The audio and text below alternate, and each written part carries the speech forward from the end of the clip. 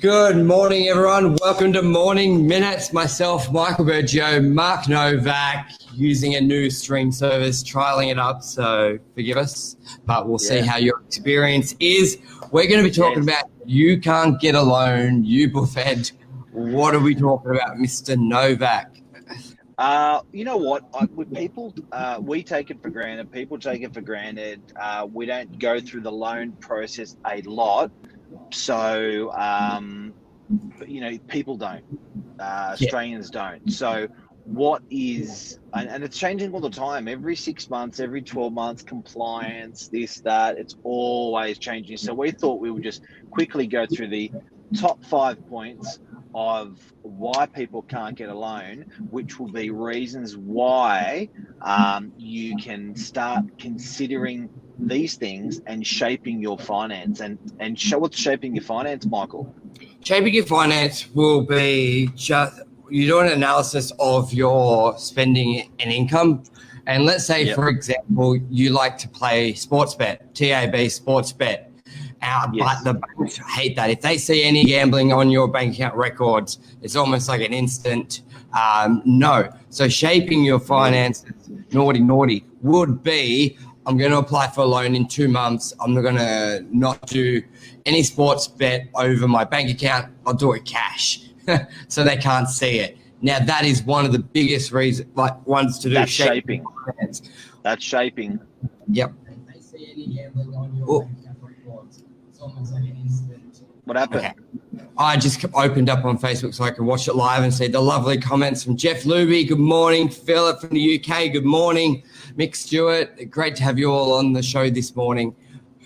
What else? And also, so Mark, when we talk about things changing through finance, now people go, what do you mean? What changes? Now, one of the biggest change, there's a few levers that change that can get better or worse for people. And serviceability, i.e., how much income, it's a formula. Basically, it's times 6 serviceability, which means ish. So what that means is if your income's 100,000 a year, times 6 maximum loan roughly is about 600,000 they'll give you.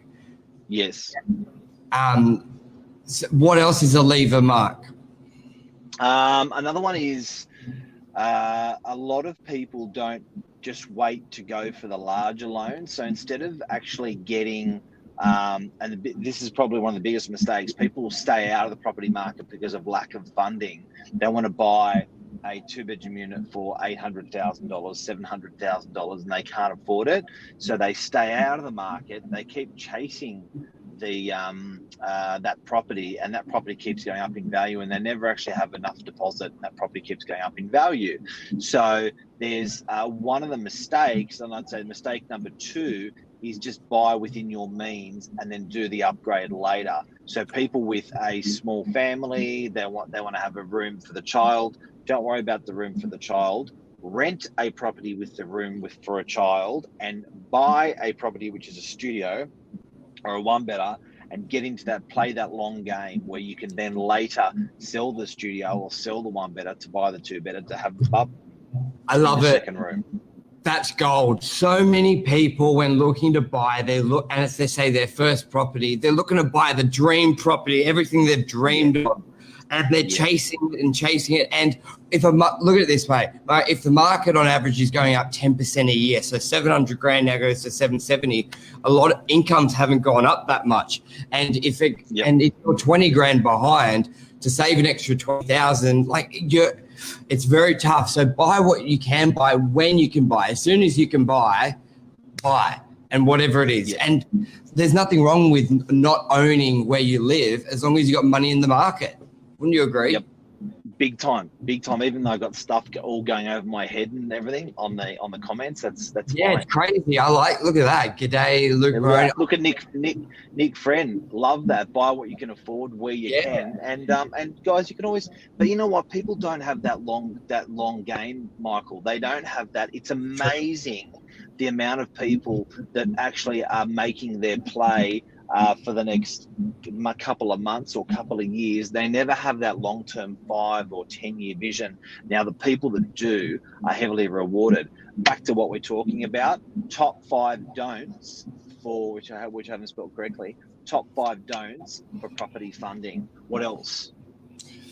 So number 1, you were saying watch your spending, because they can see they got transparency on your account. So if you like doing a betting on a horse for Melbourne Cup, bet on that horse with cash. Don't bet on that horse by direct depositing while you're in the TAB shop, because it will come out and your lenders will actually see that.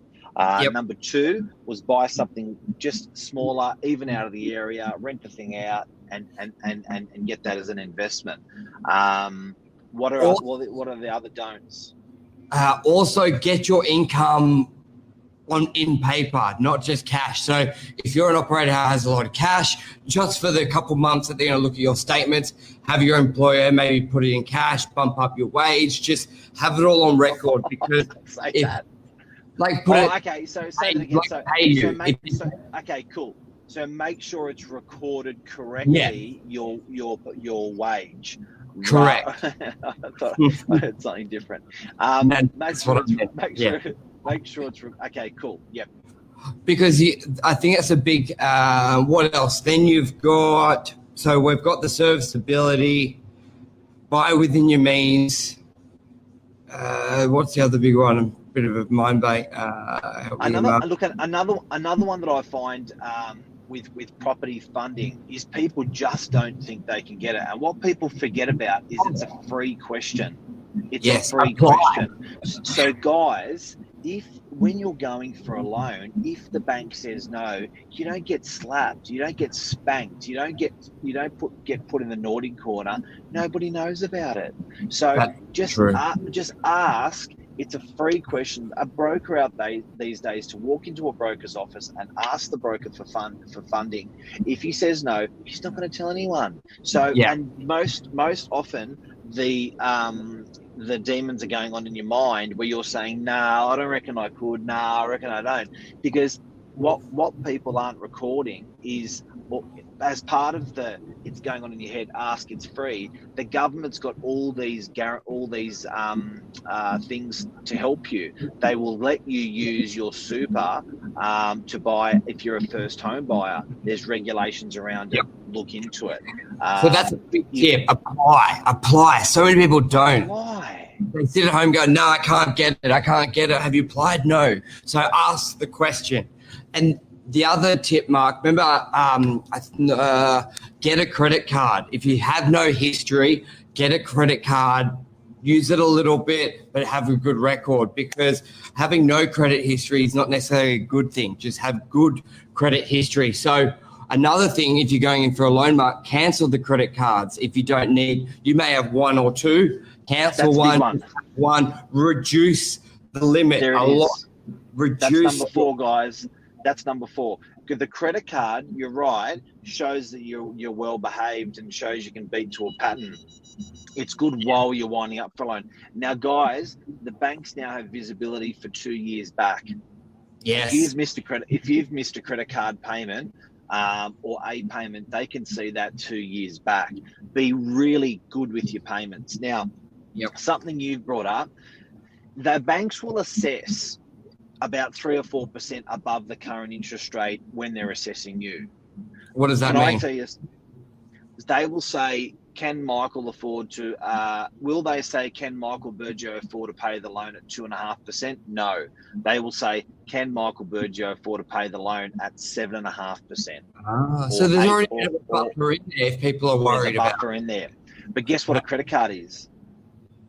But it works out to about 40 to 45%. Yes, every dollar of a credit card availability is, I think it's 50 cents or off what you can loan. Yeah, so and the payment's much heavier.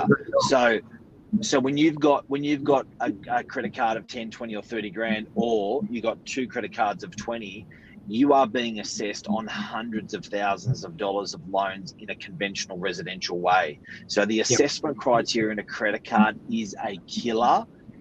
Chop up the credit cards, when you go for the loan. Chop Yeah. them up. Chop them up. All right, let me go through a couple of comments. We've got a lot of comments here, a lot of people watching. Mark, I really like the stream. It's got subtitles for you as well, live subtitles. Yes. Have you seen, there's Michael. Can you see Michael Edwards' comment on the screen? It did pop up. I can't see it on the iPad. So everyone watching, let us know if you prefer this live stream or Zoom, if there's a difference. This one's going across the screen. When you're launching property finance, Anmal's just popped on. G'day, Anmal. Luke saying low credit card limits. Saying I'm also fired up. Running up, people looking to run up the ladder is high risk. It's true, and I'm getting bipped, so I'm just going to move now. In a car park, wouldn't be driving on the street. Rent vesting is a good idea. Rent vesting is a good idea where, no, you're not going to live in it. Yes, you're going to rent it out, and then you're going to go and rent something else. Any other tips we got? You're going to be looking at this 3 to 6 months prior to wanting to buy is probably the biggest tip, because there's a few things you need to time. If you need to not have your TAB sports bet on your account, they're going to look 3 months behind. So you can't just do it for a week. You need to be thinking in advance. And that's called shaping. So that's called shaping, guys. Yep. I just think the biggest tip is engage a broker, not necessarily a bank. We love the brokers. They've got access to every bank. So getting in contact with a great broker, buy within your means. I think we've nailed the head on a lot. Anmal may have some good ones. Uber Eats. Yes, good point. Okay, that's a great point. Your patterns on Uber Eats will be taken as a commitment potentially when you're applying for funding. So if all the patterns you have, guys, are going to be counted towards your behavior. So whether that's good behavior or bad behavior, it's now all on the radar. So job seeker, job keeper, frozen my loans, haven't frozen my loans, Uber Eats, TAB, genuine savings, all of that stuff. Lauren Hill's saying brokers work for you. They really, really do. They're a free hit. Elisa's saying broker is gold. And we've got good ones that we can recommend as well. Now, to finish off the show, guys, if you've got a pen and paper, I'm going to give you a mobile number, 0460 111 111. 0460. Put in the comments. Hang on. Put in the comments. 0461. 0460 111 111.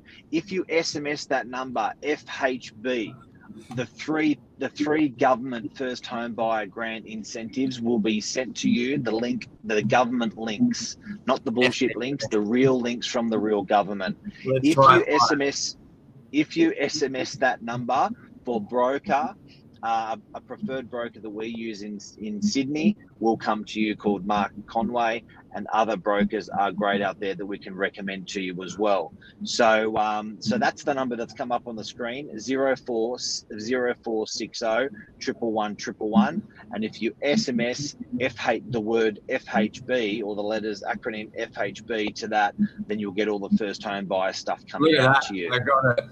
So everyone watching. Hey! Well, let me go there. I love it. I love it. FHB, there's the number. So they're the 3 grand. So yes, can I have a look at that again quickly? Certainly. Can you put that on the screen? So it's very professional the way we're doing this. So there you go, guys. I can just read that. 5%. Your screen just dimmed. 5% with no LMI. So the government will top up LMI for you. Partial exemption on stamp duty, or no stamp duty, and using your super. If you want those links, SMS that number. You're not going to be spammed or anything. You're not going to be sent a message ever again. That's just a system we use to help people out. That's for first home buyers, and they are the 5 things that we see buyers come undone with property funding. Watch out. Don't do it.